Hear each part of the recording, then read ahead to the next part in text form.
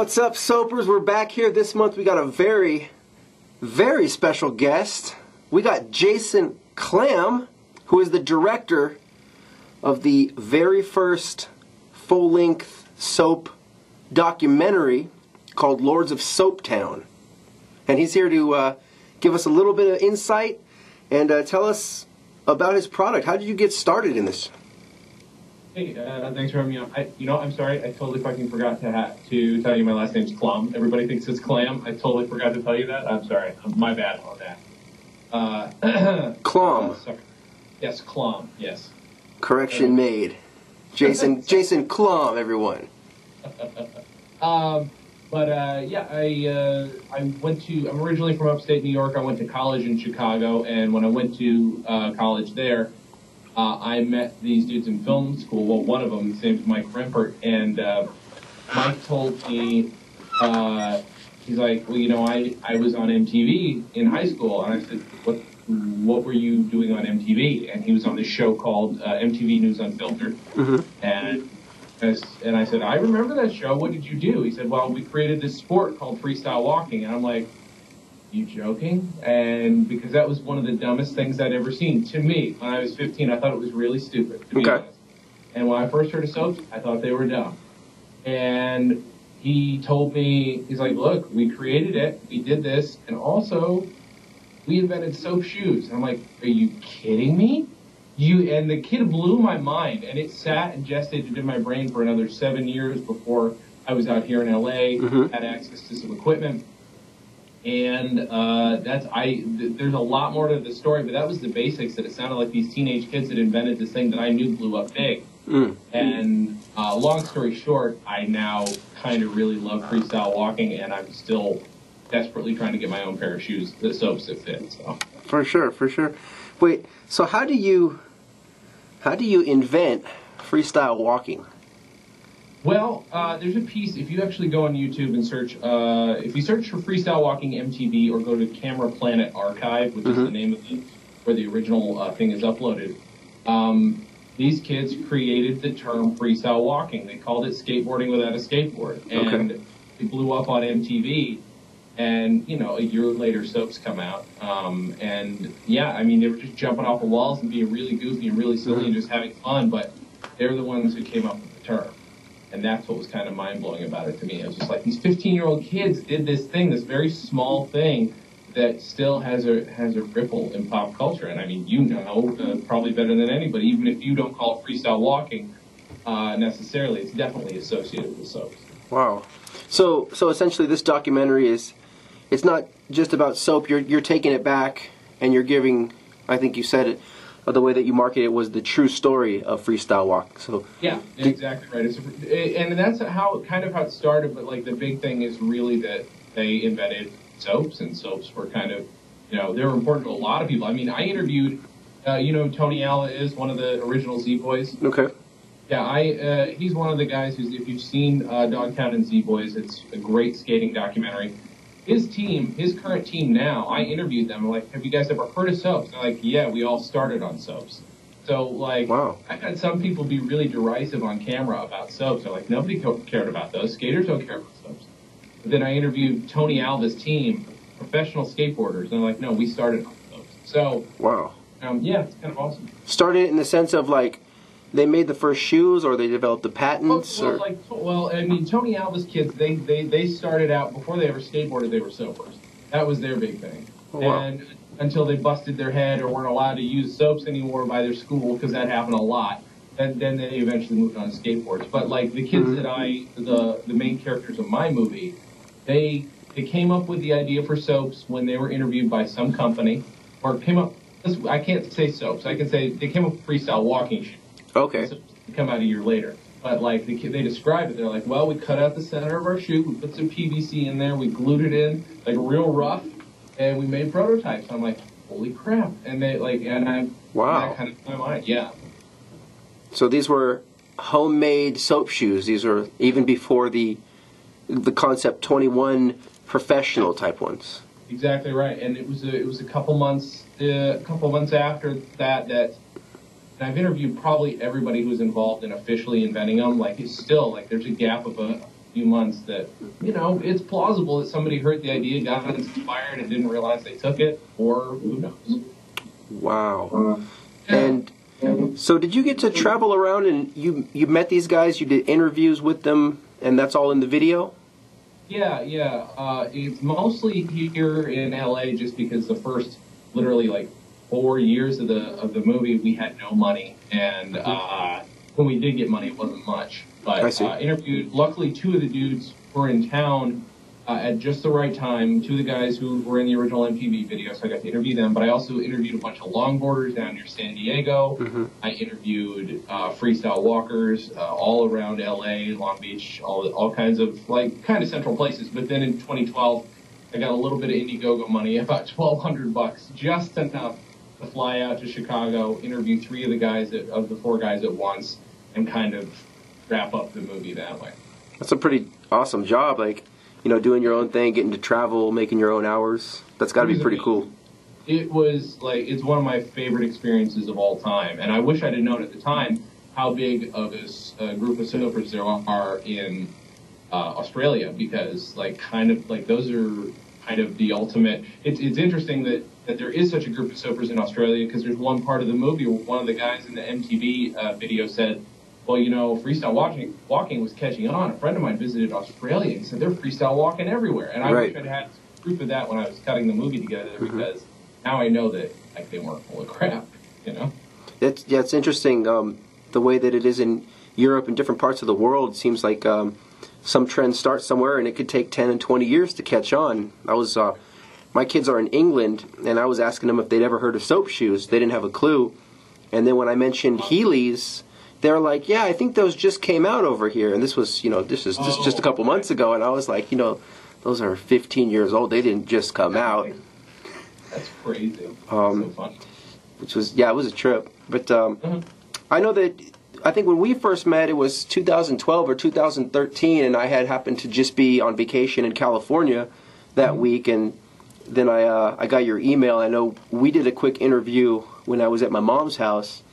Yeah. So, and I still didn't know a lot about the product, but then I saw the rough cut that you had sent me, and it's got some interviews with, I think I saw Ben Kelly on there, who was the head of research and development. Chris Morris, saw him on there, who was the CEO of Soap Shoes, and then I saw a lot of these, the first guys, some teens, and some other skateboarders who had started freestyle walking. So, like, I guess it's an interesting project. I mean, there's, you know, I got into it because of rollerblading. Yeah. I hadn't heard of freestyle walking, but when I was just, my mind was warped when I was skating, you know, and if I wasn't skating, if I was sitting at home, I remember this one time, my friend Danny and I were just sitting in our socks, and we were just jumping up and sliding on the side of my bed, because we were like, you know, it was past curfew, we couldn't go out. But we wanted to skate, and like we were just addicted to that. And then I'd be with other friends at school, and before there were soaps, I would climb up on the rail, and I would, you know, either slide down on my ass, or I'd slide down like in a sidewalk-like position.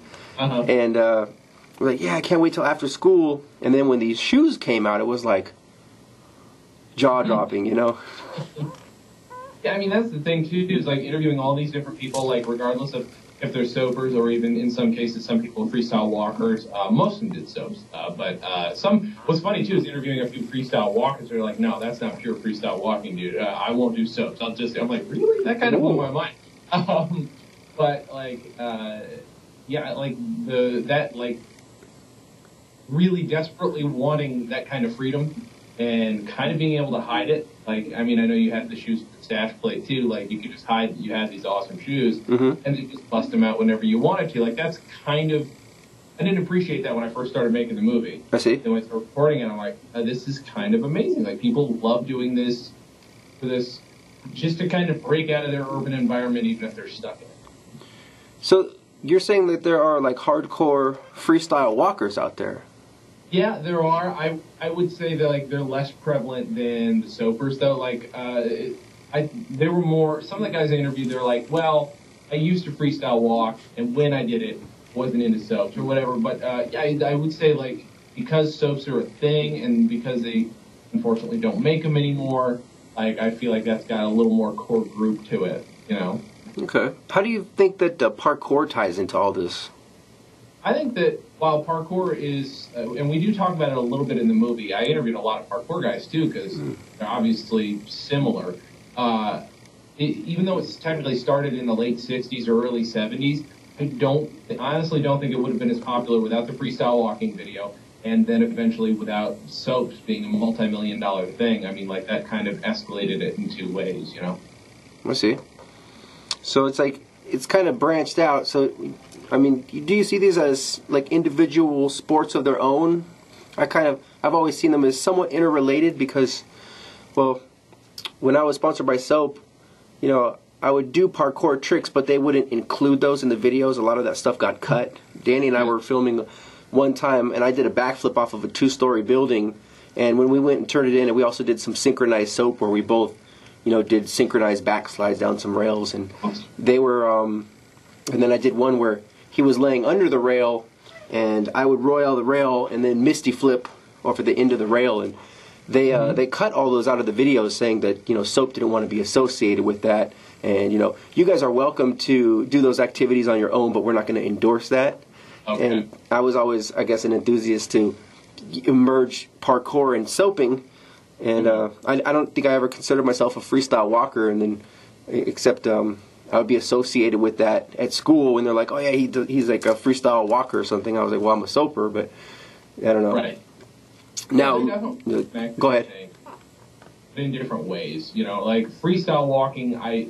Some people, the first dude I interviewed for the whole thing, he broke it down that freestyle walking covers everything. Freestyle walking is either skateboarding without a skateboard, or soaping, or parkour / free running. He took freestyle walking to encompass all of it. Okay. I actually think that makes sense. Even though freestyle walking as just a thing on its own, especially the way you see it on MTV, there's no form to it. There's no style at all. It's just do whatever the hell you want. Just freedom.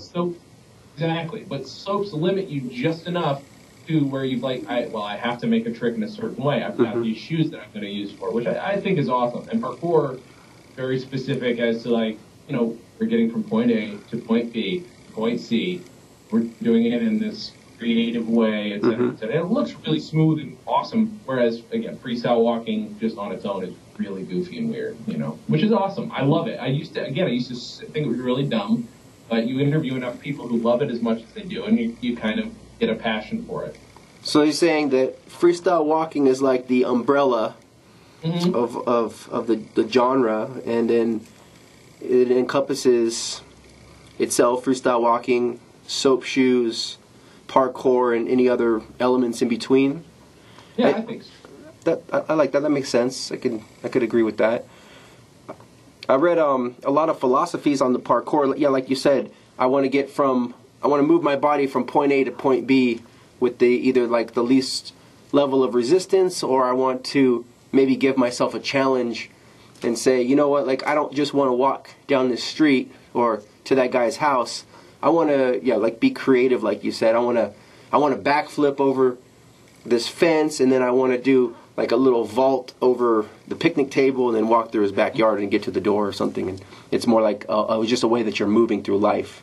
I guess the same way when I'm soaping, that's just the way that I move through life. And if I'm walking from home to work, you know, like going out sessioning with the guys, it feels like I'm practicing the tricks. But then in my normal life, like if I just get up right now and I walk from my house to the mailbox, I might feel like doing a backside on this curb, and then I walk over here and jump over something, and then I get my mail and I come back, and that's just the way that I move through life. But it's kind of weird because with soap shoes, I noticed that they're not necessarily running shoes. They're more firm on the bottom, and a lot of parkour moves I just prefer not to do in soaps. I need different shoes to do parkour. I was jumping over some boxes at the college, and it's like I wanted to jump from box to box and then do a grind, but the way that the boxes were set up, it was kind of weird to the way I had to run and jump, and it's like I don't want to do that in soaps. I kind of wish that they had made soaps that were more like Nikes, that were more form-fitting, maybe more flexible or something. Yeah, that's what I've always wondered, since I've never put a pair on, like how hard those bottoms are. Like you don't have a whole lot of movement. freedom. Yeah, it's like they're good for walking short distances, basically like, 10 steps up to the rail, grinding, and then coming off. And sometimes it gets a little clunky because when you're still learning, when you don't have the fluidity, like you jump off, and I know a lot of skateboarders and even some bladers would make fun of soaping because they say when you come off, it just looks awkward because the guy's like, you walk off and it looks all clumsy until you actually learn how to absorb and keep going with it. Yeah, I mean, you ask anybody, like even a gymnast, man, like the hardest part of that thing is the landing. Like if you can't stick a landing, it's going to look weird. Like, yeah. Where do you see the future of this going? Do you see like a comeback? I could see this movie making a lot of impact, and I know that the underground community seems to be growing every day. This guy, I was surprised last month I did an interview with Derek Brooks, who's the creator of Solid Grind, and really the mainstream hadn't heard from him since 2008, and then he popped up and made a Solid Grind app, which was pretty cool. It kind of felt like it was the first time Soap Shoes was brought into 2015, into modern day. Yeah. I honestly see the potential for a resurgence. That's one of the things I actually asked a lot of people. And most of the people were willing to leave freestyle walking and soaps in the past, but that's because they weren't doing it anymore. At the time, I don't think I was necessarily even aware that the soaping community was as kind of like thick as you guys are now, which I think is awesome. And it's something that kind of, if we get a little more money to finish the movie the way it's done, but there's a few more things I'd like to do. Mm-hmm. That's one other thing I'd like to cover. It honestly would be to like cover a bunch of soapers getting together. But I think there is the potential. I'm hoping my movie can help like initiate some interest in it. I mean, the name of the brand is in the actual title of the movie, so I would hope that would help as well. Mm-hmm. And I think, and I don't know the best way to do this, and I've been trying to figure this out. Like, I feel like you guys kind of getting together as a group and expressing how much you desperately want to still do this, and the fact that you could make it a viable business by purchase. I mean, you guys are still buying. People are still buying soaps. Mm-hmm. Yeah, they're used, but like if they were brand new, I think you guys could buy them again, and you could they could find a new audience. Right. There's the same kind of boredom that affected us when we were teenagers is affecting people now. Absolutely. So I give them something else to do, and it's positive. It's super positive, and I'm sure I definitely think it kept some people off the streets.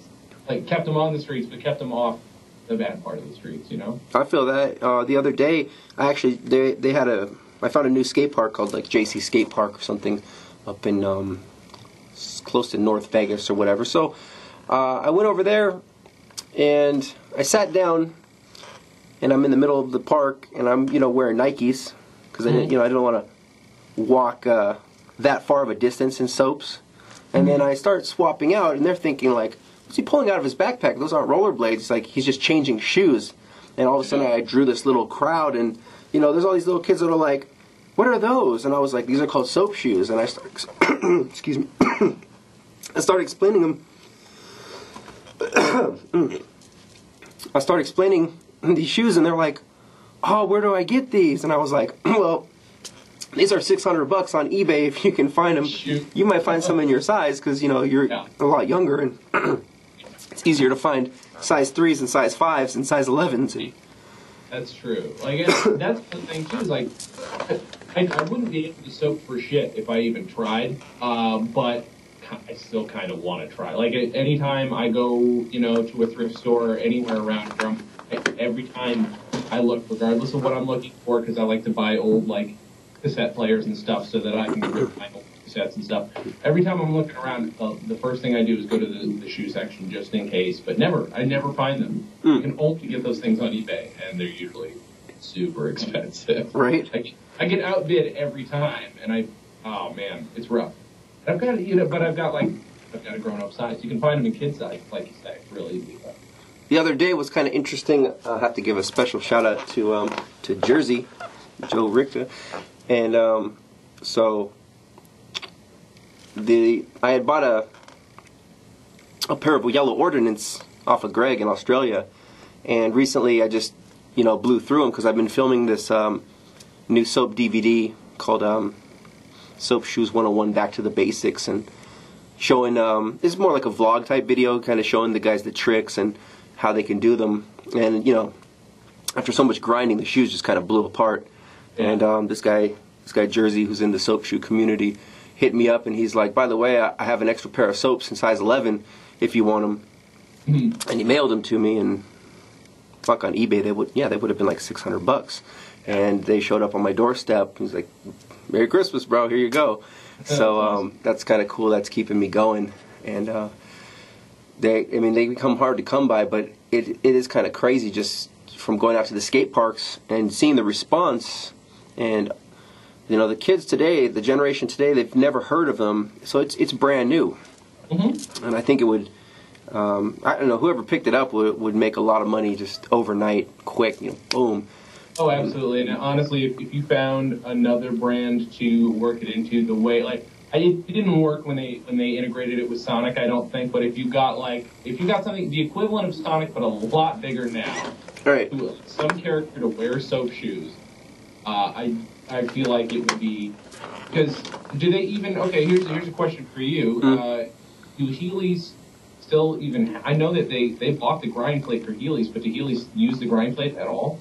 I haven't even seen Heelys because Heelys got bought out by this S something. I forget the name of the group. The other day, I just called them and left them a voicemail the other day, and I can't remember the name of them either. But yeah, they're kind of a generically named. Yeah, like they own the patent now, but they have never released it. But it's kind of interesting. Like, I mean, everything has changed. You know, like it's not just rollerbladers and skateboarders at the park.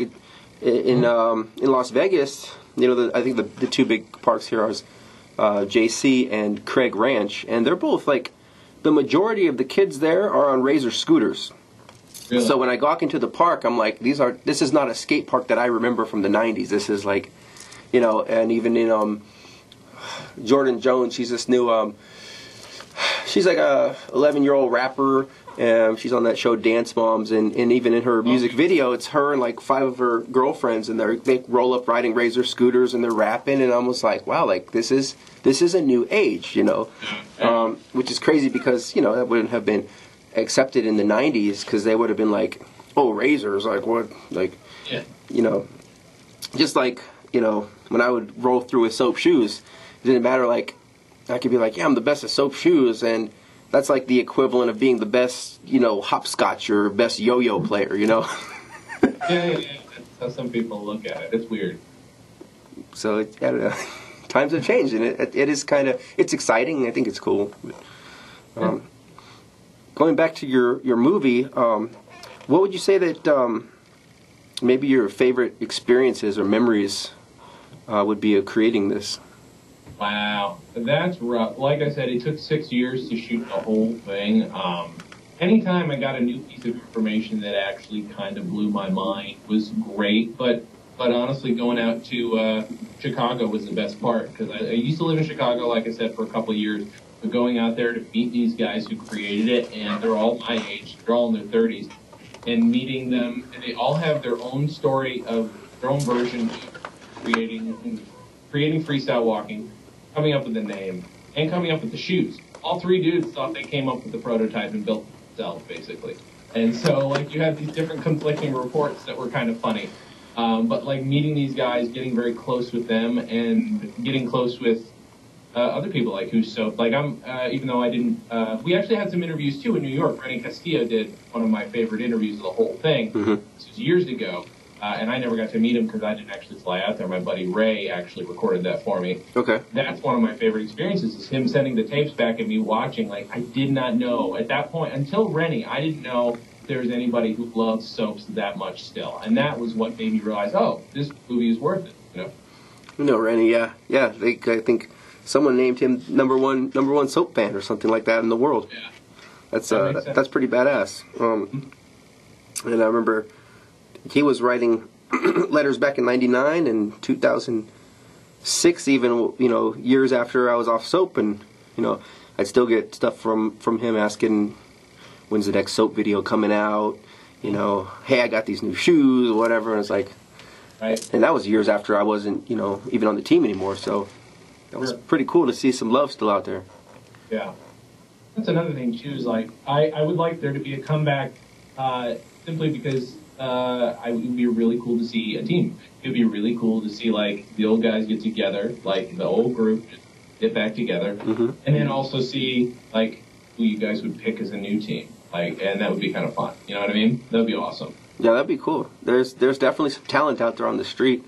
I get some interesting videos, and Brendan came out here. He's on a tour with the UFC. He does videography and video editing for them, and I think he went up to Canada and New York and Europe. And when he came back through Vegas a couple months ago, we went out soaping at the MGM, and we got kicked out in about 15 minutes, and nothing new there. But he was still busting out. He had some scorchers with the red plates, and he was doing little backside Farfig Nugans, and then he fast slid some rail, and we were grinding out down there. And it just reminded me because I got to hit him up and get some of the pictures from that, post that shit. But he's another guy I really want to interview. There's a lot of you guys that I want to interview. Ideally, like, I wanted to have a group of soap guys together the same way I had the freestyle walking guys together, all in a group getting, talking that stuff over. Maybe we'll be able to arrange that sometime. That would be badass. What do you think is the ultimate goal there of freestyle walking? For me, I kind of see it as, like, if I would do that sometimes, it was almost like a cardio exercise. It was really hardcore cardio. Right. Sometimes it was just fun because, with skating, you're kind of restricted to the obstacles that you're, in your immediate environment.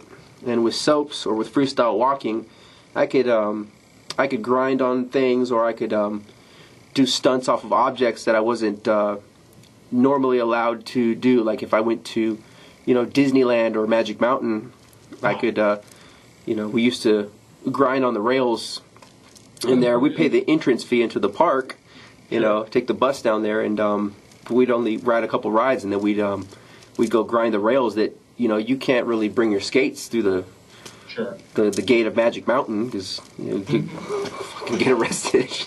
Yeah. Or like when I was camping, I've always found rails that were like on the sides of cliffs at Yosemite, and I used to go up to like Crystal Cave, and I didn't bring my skates with me camping on the dirt, but there was like little logs that I wanted to jump off of and do 360s, and we'd go hiking up whatever that is, Half Dome or whatever, or there's like there's some hike over there with these little wood rails, and I would soap them, and that was kind of cool. I felt that was an element of the sport that should have been brought more mainstream, but it seemed like soap at the time was more trying to just, let's put them in a little box and copy what inline's doing, so let's just session handrail, session curves, ledges, and planners. Yeah, they kind of treated it, I can see like them sort of treating it like skates without wheels, which it's way more flexible than that. I hope that what I'd like to see if there was a comeback, that all these different aspects would be added into it. I was sessioning some rail. There's these living in Las Vegas, all the hotels, they have these parking structures that are like 10 stories up, and they have some rails that are not the one on the outside. I'm not gonna try that shit, but there is one there's like an outside, then there's an inside rail, but it's still like even doing that one. I was handing up going down it, and it was kind of frightening because even just 5 feet away, if I slip, that's a 10-story drop, and but I was like, there is a next level of evolution to this, and I just thought it would be kind of cool. It's like, what if I'm busting this out and we get instead of a jib, get like a helicopter shot, maybe get 30 motherfuckers that are surrounding the rail, and we get some hot soap cheerleaders, and I don't know, make a big party out of it, just really take it to the next level. But that's Have you ever found, are there any like spiral parking, or parking garages like with a spiral exit? Are there ever anything with like rail going down the whole way? I don't know if that makes sense. It's got to somewhere. I haven't seen it myself. There was a cool, we used to call them like an S rail that oh yeah. There's a couple of those in LA. I think Brennan hits one in in his movie 2. Those are pretty fun. There was this slide. It was like a slide on a playground that would go down in a spiral, and you could jump onto the top. And oh, yeah, that makes sense. That's awesome. I think I did it in rollerblades too. I did like a soul grind, oversoul or something. It's just for fun, you know. It's not something you could roll up to, but you know, it's sometimes it's just for fun. Like I don't necessarily do everything for like the camera. Sometimes, you know, I just go out and enjoy grinding. Yeah, that's the whole point of it, and that's the other thing too in the movie is the big thing about the movie that I don't think I realized and at first, and that my buddy Ray, who is like my other producer and kind of helped me formulate the whole thing, once he realized that soaping and freestyle walking is about making and keeping friends more than anything, that kind of helped make this thing come together. And it was really nice seeing people who just made friends or kept friends just from doing this one seemingly really silly thing, but it turns out to be a lot less silly when you see how much people love it and the kind of friendships they have. Awesome. I feel that. Yeah, sometimes it's like I could be with a buddy of mine who soaps, and you know, we're driving down the street, you know, we could both, there's no talking, it's like telepathy, but we could see a ledge or a rail or like some construction site and we just kind of look at each other and have that look like, oh man, if I had some soaps right now, we'd have to go bust that. Have to. You know, but without words. And that's like, that connection I think is pretty badass. Yeah, I agree. Do you have any advice for, just from hearing all these other freestyle walking gurus, any secret tips and tricks that oh man, that you could share? Jeez. You know, that's the thing is, like, I don't know how much of the actual technical stuff we ever got into, because it was always more like, what's your personal experience with it? I feel like if anybody gave us a list of tricks, trying to think, you gave us probably the biggest list of tricks on camera. You and Rennie were the two guys, and holy crap. That's a loaded question, man. I don't know. Since I don't do it myself, I wouldn't be able to remember any good advice, which I'm sure we were given plenty on camera. But. No worries, no worries. If the guys at home, actually, first, when this movie comes out, where can the guys go online to either buy a copy or instant download, or however you're going to be marketing that? Or is it going to be silver screen? That's what we're waiting to find out right now. We're talking with a bunch of different distributors and stuff, and the big issue that they're having is they kind of want proof. They want proof that, hey, there's an audience out there. I know there's an audience out there. The rest of us who made the film, they get it because we've interviewed people, but since these distributors are like, I don't know what freestyle walking is, I don't know what soaps are, my answer would be, well, watch the rest of the damn movie so that you get it. But, for sure. You know, but so, like, the big thing right now is we have to prove that there's an audience, but the goal is at least do a very small run in theaters. We kind of want to do a tour of the movie, like taking it around either to college campuses or what have you, and then eventually a DVD release, actually hopefully a Blu-ray release as well, and then online stuff too, because it would be stupid to not have it online at this point. For sure, for sure. There's a trailer out there that it's kind of an old trailer, but if you look up Lords of SOAPTOWN on YouTube, you can see that trailer at least. It's a bit old. It doesn't have everything in it, and doesn't have all the twists and turns of the movie, but it gives you an idea. Okay, Lords of SOAPTOWN, keyword on YouTube, no problem. I can definitely attest that there's an audience out there. I have a video that I put up. On YouTube is just it's basically just me grinding around with some little Star Trek song, and that has 91,000 views now. That's awesome. Derek Brooks has one that is an old, it's the holiday soap promo video from '99. That has like 350,000 views now. Awesome. And then there's kids putting new material up all the time. So I can